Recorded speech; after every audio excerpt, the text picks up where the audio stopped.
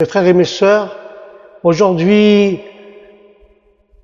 dans notre émission Jour de culte, nous allons parler avec la grâce de Dieu d'une prédication d'aujourd'hui. Et la prédication d'aujourd'hui parle du Créateur, notre Dieu qui est notre Créateur. Dieu seul est le Créateur de tout. Et quand nous voyons le livre de Colossiens, chapitre 1, et du verset 15 au 17, nous pouvons voir que ce livre et ce chapitre 1 de Colossiens nous parle de l'œuvre de notre Seigneur Jésus-Christ, et notre Seigneur Jésus-Christ qui est le Fils de Dieu, qui existait avant la création du monde, et il est l'image du Dieu que nous ne pouvons pas voir. Par lui, dit la parole, Dieu a créé tout. Dieu a créé tout ce qu'il y a dans le ciel et tout ce qu'il y a sur la terre.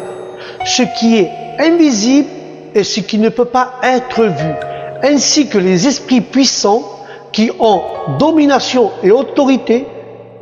En termes simples de tout cela, Dieu a tout créé à travers de son Fils Jésus-Christ et pour lui-même, pour notre Seigneur Jésus. Il a tout créé pour son Fils Jésus. Car Christ existait avant toute chose, grâce à lui, tout est maintenu en ordre au nom de Jésus. Alléluia. Béni soit sa parole, notre Seigneur. Et ce livre de Colossiens nous parle que le Christ, frères et sœurs, dans sa nature humaine, nous pouvons voir qu'il est la découverte visible du Dieu invisible. Le Christ, dans sa nature, est la découverte visible de Dieu invisible. Et celui qui a vu le Père, celui-là qui a vu Jésus, a vu le Père. Alors, frères et sœurs, adorons ces mystères avec une foi humble et contemplons, frères et sœurs, la gloire du Seigneur. Nous devons contempler la gloire de notre Seigneur Jésus-Christ. Alléluia. Car il est né ou engendré avant toute création, avant qu'aucune créature ne soit créée. Quelle est la manière dont les Écritures représentent l'éternité et par laquelle l'éternité de Dieu nous est représentée, frères et sœurs. Car toutes choses étant créées par lui, ont été créées pour lui. Alléluia. Créées par sa puissance, créées par la puissance de sa parole. Ils ont été créés selon sa volonté et pour sa louange et pour sa gloire. Non seulement il les a tous créés au début, mais c'est par la parole de sa puissance qui subsiste et qui vive, car le Christ étant le médiateur, il est la tête du corps qui est l'Église au nom de Jésus. Alléluia, béni soit notre Seigneur. Et dans cette prédication d'aujourd'hui, on lui doit toute la grâce et la force lui appartiennent seulement à lui. Alléluia, seulement à lui. Toute plénitude et toute grâce, et la force lui appartiennent à lui. Et l'Église qui est son corps, et toute la plénitude en lui, habite en lui, une plénitude de mérite et de justice, de force et de grâce pour nous. L'Église qui est le corps, comme je vous disais, l'Église qui est au corps, qui est le corps de Jésus, Jésus est la tête, l'Église est le corps. Dans ce corps, il y a toute une plénitude qui habite à travers Jésus qui est la tête. Il a une plénitude de mérite, une plénitude de justice, une plénitude de force, une plénitude de grâce qui est pour l'Église, qui est pour nous. Car Dieu a montré sa justice en exigeant la pleine satisfaction. Alléluia. Car cette manière de racheter l'humanité par la mort de notre Seigneur Jésus-Christ était la plus appropriée. Alléluia. Et ici, nous voyons la méthode de réconciliation qui nous est présentée. Et que malgré, frères et sœurs, la haine de Dieu pour le péché, Dieu sait plus de réconcilier l'homme déchu avec lui-même. Si nous sommes convaincus, frères et sœurs, que nous étions ennemis dans notre esprit par de mauvaises œuvres et que nous sommes maintenant réconciliés avec Dieu par le sacrifice et la mort de notre Seigneur Jésus-Christ dans notre nature. Alléluia. Dans notre nature, frères et sœurs. Béni soit son nom. Et là, nous essayons pas d'expliquer ou de réfléchir pleinement pour comprendre ces mystères, frères et sœurs. Mais nous verrons la gloire de ce plan de rédemption et nous nous réjouissons de l'espérance qui nous est proposée. Alléluia. Si c'est oui et que l'amour de Dieu pour nous est si grand, que ferons-nous maintenant pour Dieu nous-mêmes? Alors soyez, frères et sœurs, fréquents dans la prière, abondants dans les devoirs sacrés, et ne vivez plus pour vous-même, mais pour Christ. Car Christ est mort pour nous. Et vous allez me dire, mais pourquoi? Que nous devrions encore vivre dans le péché? Est-ce que nous devrions encore vivre dans le péché? Non. Nous mourons au péché et nous vivons désormais non pour nous-mêmes, mais pour lui qui nous a sauvés et pour lui qui nous a rachetés. Alléluia. Dans le livre d'Apocalypse, chapitre 4, nous parle que le Seigneur est notre Dieu. Et il dit la parole que tu mérites d'être loué, d'être qualifié de meilleur et d'être admiré pour ta puissance parce que tu as créé tout ce qui existe. Grâce à toi, tout a été créé. Alléluia. Comment vous expliquer cela? Que tous les vrais croyants contribuent pleinement à leur rédemption et à leur conversion, car leur privilège présent et leur espoir futur au Dieu éternel et au Dieu très saint. Ainsi s'élèvent les chants éternellement harmonieux et reconnaissants des rachetés au ciel. Alléluia. Ferions-nous sur terre comme eux? Que nos louanges soient constantes et non interrompues, unies et non divisées, reconnaissant par froid et formel, humble et manquant de confiance en lui.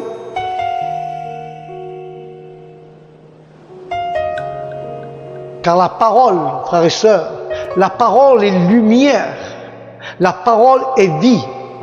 Avant que tout commence, il y avait déjà celui qui était la parole. Car la parole était avec Dieu et la parole était Dieu. Amen. Quand Dieu a créé toutes choses, la parole était là. Tout a été créé par la parole et sans la parole, rien n'a été fait. Du Verbe naît la vie et le Verbe qui est la vie est aussi notre lumière. Car la lumière brille dans les ténèbres et rien ne peut la détruire. Car la raison la plus claire pour laquelle le Fils de Dieu est appelé, car la parole semble être que tout comme nos paroles expliquent nos pensées aux autres. Car le Fils de Dieu, frères et sœurs, a été envoyé pour révéler la pensée de son Père au monde. Ce que l'évangéliste dit de la coexistence avec le Père. Alléluia. Car l'évangéliste dit encore, du Christ prouve qu'il est Dieu. Il affirme son existence au commencement, car la parole était avec Dieu. Toutes choses ont été faites. C'est la coexistence avec le Père. Toutes choses ont été faites par lui et non comme un instrument. Car sans lui, rien n'a été fait, depuis l'ange le plus élevé jusqu'à le plus humble. Cela montre à quel point il était qualifié pour l'œuvre de notre rédemption et de notre salut au nom de Jésus. Alléluia. Car la lumière de la raison, frères et sœurs, et ainsi que la vie des sens, en arrivant et en dépendant, cette parole éternelle, cette vraie lumière brille dans les ténèbres et ne la comprennent pas. Prions sans cesse afin que nos yeux s'ouvrent pour contempler cette lumière et que nous puissions marcher en elle et devenir ainsi sages pour le salut par la foi en notre Seigneur Jésus-Christ. Alléluia. Ne vivez pas en inquiétude. Ne vivez pas en pensant à ce que vous allez manger ou à ce que vous allez boire ou aux vêtements que vous allez porter. Car la vie ne consiste pas seulement à manger, et Dieu n'a pas non plus créé le corps uniquement pour être habillé. Il y a guère de péché contre lequel notre Seigneur Jésus met plus en garde à ses disciples que les soucis inquiétants de la vie.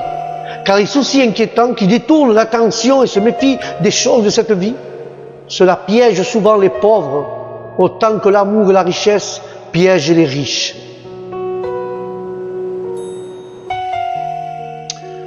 Mais il y a un souci dans les choses temporelles, qu'il est un devoir même s'il ne faut pas pousser trop loin.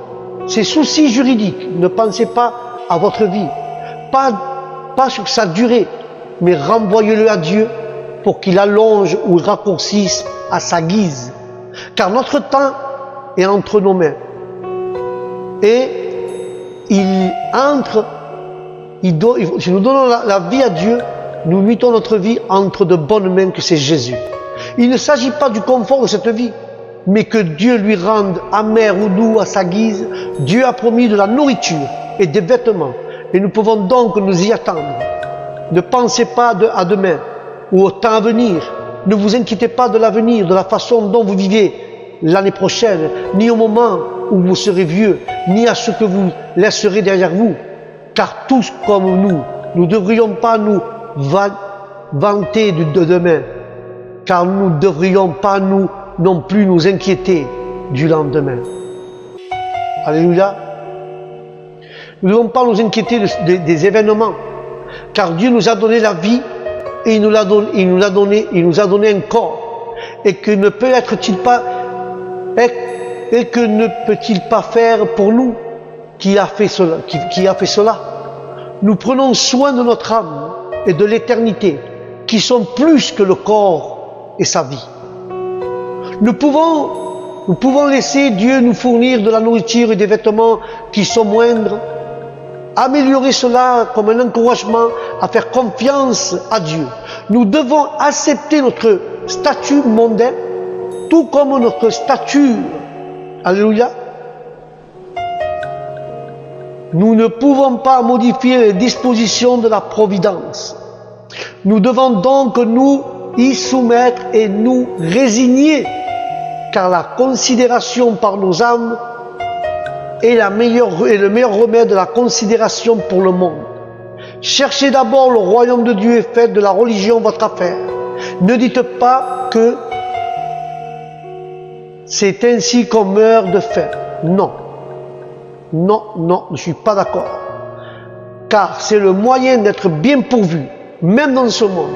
L'essentiel de toute chose, l'essentiel de cette affaire est que c'est la volonté, le commandement du Seigneur Jésus, que par des prières quotidiennes, nous obtiendrons la force de supporter nos ennuis quotidiens et nous amène, frères et sœurs, à nous armer contre les tentations qui les accompagnent, sans ensuite nous laisser influencer par aucune de ces choses, car heureux ceux qui prennent le Seigneur pour Dieu et le prouvent pleinement en faisant entièrement confiance à son sage tempérament.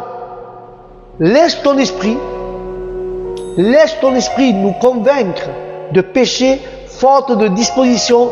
Il ôte la mondanité de nos cœurs. Et Dieu répondit, dis-leur que je suis le Dieu éternel et que mon nom est je suis. Alléluia. Et je vais conclure avec cela. La parole dit que je suis. Dis à tout le monde que je suis le Dieu d'Abraham, le Dieu d'Isaac, le Dieu de Jacob et de vos ancêtres. Mais auparavant, Moïse croyait pouvoir libérer Israël en se mettant au travail trop précipitamment. Mais aujourd'hui, alors qu'il est la personne la plus qualifiée au monde pour cela, il connaît sa propre faiblesse. C'était l'effet d'une grande connaissance de Dieu et de lui-même. Mais auparavant, la confiance en soi était mêlée à une foi forte et un grand zèle. Maintenant, méfiance, pécheresse envers Dieu. se glissant sous le manteau de l'humilité, dans les grâces les plus fortes et les meilleurs devoirs des saints, les plus éminents sont défectueux, mais toutes les objections, on répond, je serai certainement avec vous. C'est assez. Deux noms sous lesquels Dieu serait désormais connu. Un nom qui dénote ce qu'il est lui-même. Je suis qui je suis. Je suis le Dieu puissant, le Dieu d'Israël, le Dieu de vos ancêtres. Et cela explique son nom Jéhovah, qui signifie qu'il existe par lui-même. Il est et il a son être par lui-même, qu'il est l'éternel, immuable et toujours le même hier, aujourd'hui et pour toujours. Que c'est incompréhensible, nous ne pouvons pas le trouver en cherchant. Ce nom contrôle toutes les questions audacieuses et curieuses sur Dieu. Qu'il soit fidèle et fidèle à toutes ses promesses, inhumables dans sa parole que dans sa nature. Faites savoir à Israël, je suis qui je suis, m'a envoyé vers vous. Je le suis et il n'y a personne d'autre à part moi. Tout le reste vient de Dieu et dépend entièrement de lui. De plus, frères et sœurs, voici un nom qui désigne ce que Dieu est pour son peuple. Le Seigneur, le Dieu de vos pères, m'a envoyé vers vous et Moïse devait faire revivre parmi eux la religion, frères et sœurs. La religion de ses pères, presque perdue, et alors ils pouvaient s'attendre à la réalisation rapide des promesses faites à leurs parents au nom de Jésus. Alléluia! C'était la prédication d'aujourd'hui, frères et sœurs. Et Dieu nous a parlé, je suis qui je suis.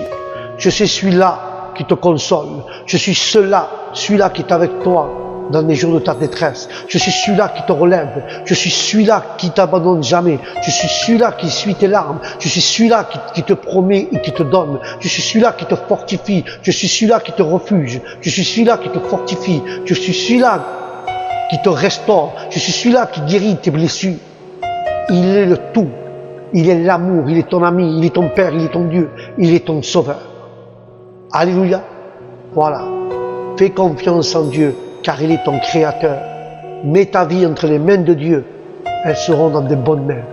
Alléluia. Que Dieu vous bénisse. Que la paix de Dieu vous accompagne. Et je vous dis au prochain jour de culte. C'était la prédication d'aujourd'hui. Que Dieu vous bénisse. Shalom.